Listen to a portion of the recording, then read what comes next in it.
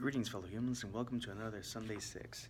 I've been a bit delayed to making these, so I'm probably going to be uploading more than one during the week, because even though it's a Sunday 6, I haven't been able to record and upload on a Sunday because life is life. Anyways, this is volume 3, where I will mention 6 booktubers that I do think are completely worth your time. Firstly and foremostly, Christie Stratos, indie author Christie Stratos. She's a good friend.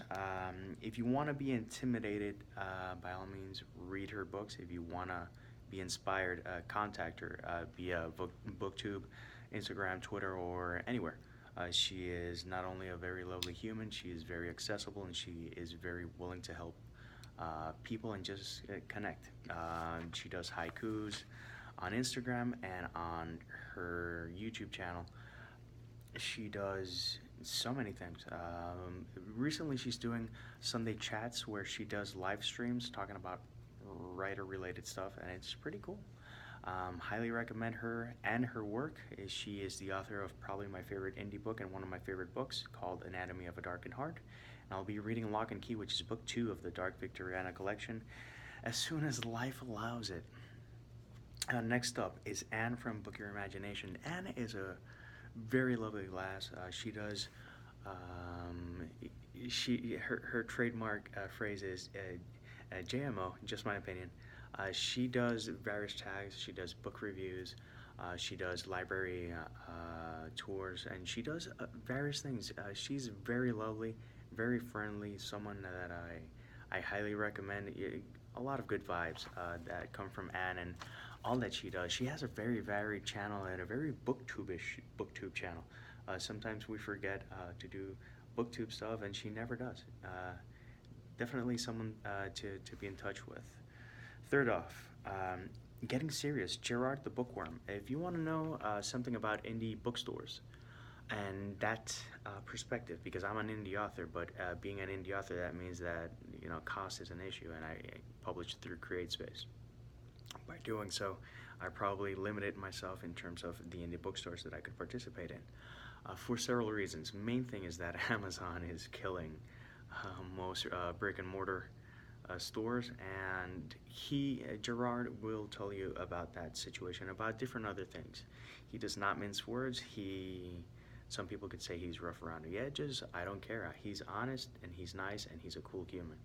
And he has a really different and very honest perspective. He does a lot of book reviews, and he reviews books that are not the norm, and mentions things that aren't your typical fare here on BookTube. Cool guy. He will always. Something very cool about him is that his comments, when he leaves a comment or when he responds to a comment, those are like full-blown conversations. And it's a really interesting experience, because he's not gonna go like meh and reply with 4 words. No, it's gonna be a well thought out response, and I think that's a very important thing, or at least something that I really appreciate in a booktuber. Next is Emily Cait. Emily is from Canada, and my first and up till now only buddy read, or successful buddy read, was with Emily last year with American Gods, and it was a really interesting experience to have someone with such a good head on their shoulders to bounce off ideas about something that I'm reading. It's pretty cool. She's all sorts of lovely in terms of being a really cool human, down to earth, soothing voice, a great head on her shoulders, and someone who is very articulate. And when she offers her opinion, a lot of people listen because of that, because everything that she says has substance. It's not that people that can't say a thing off the cuff and have substance, but she always is like really dialed in. She's got a really interesting fixation with the Dark Tower series. I've been meaning to start it for forever, and I haven't because life. But I do want to read the Dark Tower series by Stephen King, so that I can compare with her videos and go to her Goodreads account and do that as well, and interact there as well. Next is the incomparable Joe Compton from GoIndieNow.com. And Go Indie Now is all things indie, music, books, movies, pretty much everything that you can imagine. I'm actually helping Joe out with his show in terms of reviewing indie music. But apart from that, Joe is not only